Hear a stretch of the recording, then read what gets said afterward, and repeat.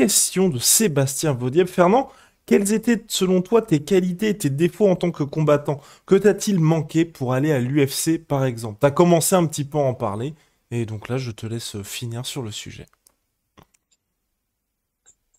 Je n'étais pas bon, c'est tout.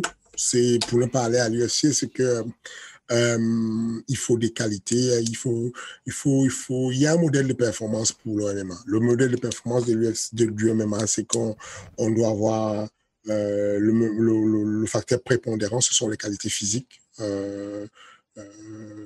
Ensuite, dans les qualités physiques, force, endurance, coordination, souplesse. Euh, et puis, il y a des qualités bioénergétiques ensuite, qui sont la capacité de pouvoir durer dans le combat, gérer le combat. Les deux qualités, je les avais, les qualités physiques, les qualités bioénergétiques, c'est bon. Ensuite, il faut en tout premier, la première qualité, la première faculté qui est le facteur prépondérant, c'est le fight IQ, la compétence à pouvoir prendre des décisions, de bonnes décisions pendant qu'on combat en temps réel.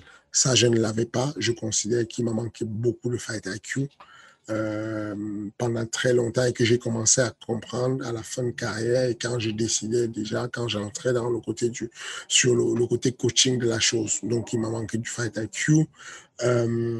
J'étais quelqu'un d'assez, mes qualités, c'était que j'étais, comme je disais tout à l'heure, on peut me reprocher de tout, mais la qualité première qu'on m'a toujours donnée, c'était j'étais généreux, généreux vis-à-vis du public, généreux, quel que soit l'adversaire. J'avais des amis, on m'a proposé je me rappelle des amis comme Boris Johnson, l'un des meilleurs combattants à 84 kilos en France. Euh, on nous avait proposé un combat à deux et Boris m'a dit, ouais, t'es malade, toi, en fait, t'as accepté le combat contre moi et tout. J'ai dit, ouais, Boris, tu sais que je t'ai kiffé et tout, mais moi, je ne voyais pas ça comme un manque de respect et tout. Tu sais combien de fois je te respecte. Je me dis juste, bon, souvent, on s'aimait bien, tu vois. Et parce que moi, je n'y voyais pas de mal. C'est que pour moi, c'était vraiment un truc où c'est du sport, vous voyez, vous mettez bien et tout ça. Et pourtant, c'est un adversaire que je redoutais, qui était très fort, Boris. L'un des meilleurs, l'un des plus grands gâchis du MMA en France. Mais je n'hésitais pas une seconde à prendre le combat, j'étais généreux. Et quand je prenais un combat, Patrick Vallée par exemple, bon, j'aurais pu jouer intelligence, stratégie. Et donc, j'ai pris 2 KO avec lui parce que j'avais ce côté têtu, têtu à mort, têtu mais sans stratégie. Têtu, je suis généreux, je vais à l'abordage, quoi. On donne le gong et tout, je te rentre dedans, tu me rentres dedans et puis on va voir qui s'en sort, c'est tout.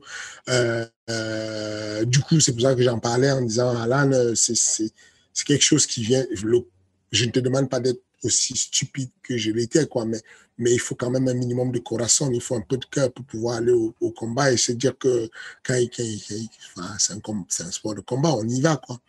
Et, euh, oui, c'est essentiellement ça. Je pense qu'il m'a manqué, j'allais dire les connexions, mais il faut déjà avoir le niveau. C'est-à-dire que même si à l'époque, mon coach Mathieu Nico, même si il avait les connexions de l'UFC, j'aurais fait quoi en fait? Il fallait avoir un bon niveau et j'avais un niveau moyen, un niveau européen, mais pas un niveau mondial. Hmm.